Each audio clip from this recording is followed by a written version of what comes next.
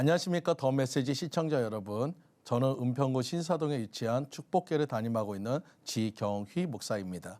오늘 본문의 말씀인 출애굽기 15장 25절 말씀, 모세가 여호와께 부르짖었더니 여호와께서 그에게 한 나무를 가르치시니 그가 물에 던지니 물이 달게 되었더라. 거기서 여호와께서 그들을 위하여 법도와 율례를 정하시고 그들을 시험하실세. 오늘 본문의 말씀을 중심으로 마라의 쓴물을 바꾸다라는 제목으로 같이 은혜를 나누고자 합니다. 우리는 마라의 쓴물이 우리를 비추는 거울이고 우리의 한계에 부딪혔을 때의 우리의 본성의 모습을 보았습니다. 정갈처럼 찌른 것이 본성이라며 변화되지 않는다면 나뿐 아니라 타인도 힘들어지게 됩니다. 우리는 바꿔야 합니다. 그래서 우리는 마라의 쓴물을 변화시킨 하나님의 방법을 통해서 우리를 변화시키길 바랍니다. 그래서 우리는 첫 번째로 쓴물을 단물로 변화시키는 십자가의 능력이란 것입니다. 광야 같은 인생길에 우리는 언제나 목마릅니다. 세상 사람들은 자신들이 성취하지 못한 것에 목마르고 신앙인들은 은혜에 목마릅니다. 그런 목마름 속에 만난 샘물이 마라의 쓴물이라면 누구나 다 내 안에 억눌러 놓았던 분노가 치솟을 것입니다. 하지만 은혜 입은 자와 입지 않은 자의 모습은 이러한 일을 통해서 나누어지게 됩니다. 이스라엘 백성들은 출애굽기 15장 24절에 백성이 모세에게 원망하여 이르되 우리가 무엇을 마실까 하매 당장의 눈앞의 문제를 해결하라고 똑같은 피해자인 모세를 원망하고 있습니다. 하지만 모세는 문제 앞에 어려움 앞에 기도하였습니다. 이것이 바로 은혜 입은 자의 모습인 것입니다. 모세가 여호와께 부르짖었더니 여호와께서 그에게 한 나무를 가르치시니 그가 물에 던지니 물이 달게 되었더라. 여러분, 기도하니 문제의 답을 주셨다는 것입니다. 우리의 인생의 문제는 기도하여 해결받으시기를 간절히 축원드립니다. 방법은 하나님이 지시한 나무를 던지니 쓴물이 단물이 되었더라. 앞에 어려운 문제에 비하면 너무나 간단한 방법처럼 보입니다. 하지만 그것이 아닙니다. 그 나무가 상징하는 것은 바로 예수 그리스도의 십자가란 것입니다. 그 누구가 있어 주님의 십자가가 간단한 방법이라고 말할 수 있겠습니까? 우리를 위해 채찍에 맞으시고 갈갈이 찢기신 그 십자가, 그 은혜가 아니면 우리의 본성과 같은 죄성은 변화될 수 없는 것입니다. 많은 목사님들이 이렇게 얘기합니다. 설교가 어렵다고 하십니다. 왜 그럴까요? 설교는 단순한 지식의 전달이 아니기 때문입니다. 설교란 것은 같이 마음의 고통을 당해보고 같이 울고 가슴을 쳐보면서 그 속에 나오는 물이 바로 단물이어야 하는 것입니다. 십자가를 의지하지 않고는 단물이 나오지 않습니다. 예수 십자가 나무의 엄청난 능력이 우리 인생의 쓴물을 달게 할 수 있는 능력을 가지고 있다는 것을 믿으시기 바랍니다. 예수 그리스도 우리 구주는 아무리 쓴물이라도 그가 들어가기만 하면 달라지고 변화되어지는 것입니다. 고린도전서 1장 18절 말씀에 십자가의 도가 멸망하는 자들에게는 미련한 것이요 구원을 받는 우리에게는 하나님의 능력이라고 말씀하셨습니다. 쓴물에 던진다는 것은 십자가를 끌어안는 것입니다. 내 안의 쓴물들이 단물로 변화되어지도록 십자가를 끌어안아야 하는 것입니다. 두 번째로 십자가의 변화는 삶의 변화를 가져온다는 것입니다.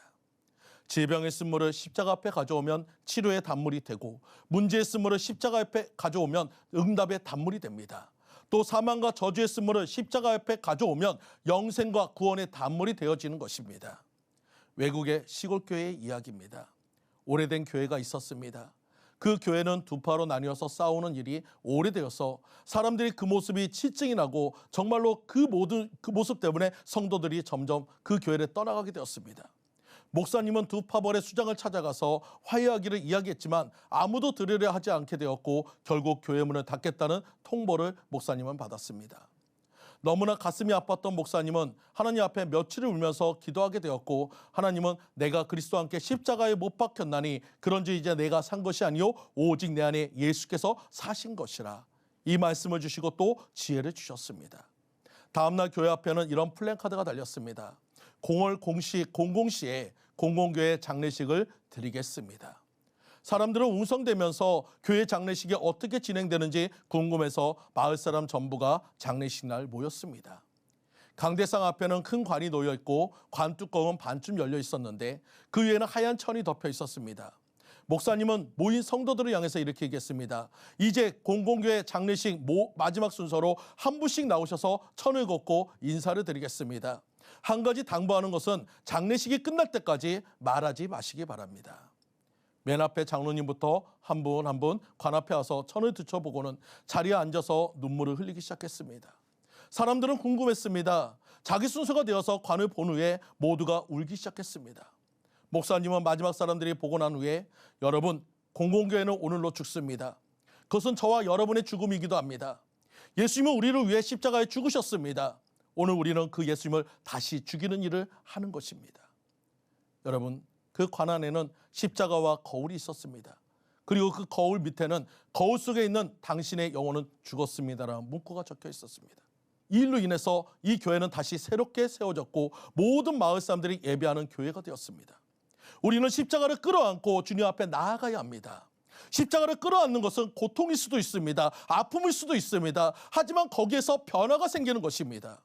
모래의 아픔을 자신의 몸에서 나오는 진액으로 덮다 보면 좋은 진주가 되듯이 우리의 아픔을, 우리의 고통을 주님을 향한 사랑과 눈물로 덮으며 아름다운 영광의 면류관이 될 것입니다. 우리의 고통의 쓴물이 영광의 단물이 될 것인 믿으시기 바랍니다. 우리가 아무리 어려운 삶을 살더라도 예수 그리스도로 구원받은 사람은 천국으로 갑니다. 예수를 안 믿는 사람은 지옥으로 내려갑니다. 그러므로 이 세상에서 쓴물을 마시고 아무리 고통을 당하고 죽기도 하지만 쓴물을 하나님께서 예수 그리스도의 십자가를 통해서 단물로 만들어주셔서 우리가 세상에서 승리하는 삶을 살 수 있도록 해주실 것을 믿으시기 바랍니다. 사랑하는 성도님들, 십자가를 통해 영원한 삶으로 변화시키는 성도님들 모두가 되시기를 간절히 축원드립니다. 지금까지 더 메시지 지경희 목사였습니다.